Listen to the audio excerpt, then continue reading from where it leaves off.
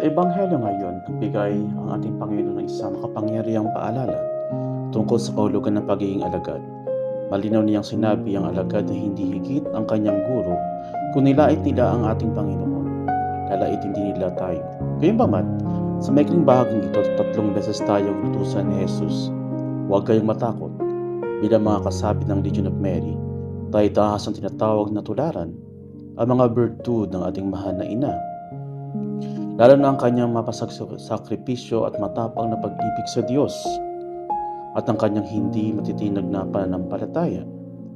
Kadalasang dinadala tayo ng ating apostolado sa mga nasalaylayan ng lipunan upang hanapin ang mga lumayo sa pananampalataya, kausapin ang mga estranghero sa lansangan o bisitahin ang mga lugar na walang pakialam o kahit na pagalit sa panampalatayang Katoliko.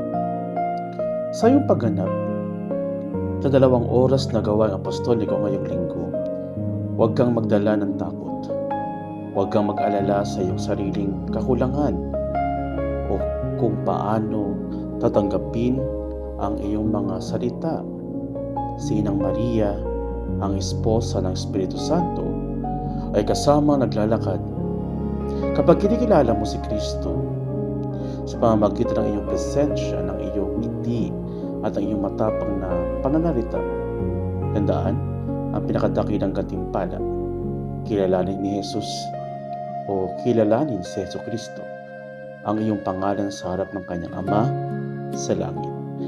Hilingin natin sa ating mahal na ina na may walang takot na pananampalataya na alisin ang lahat ng pag-aalinlangan at takot sa ating mga puso ngayong araw.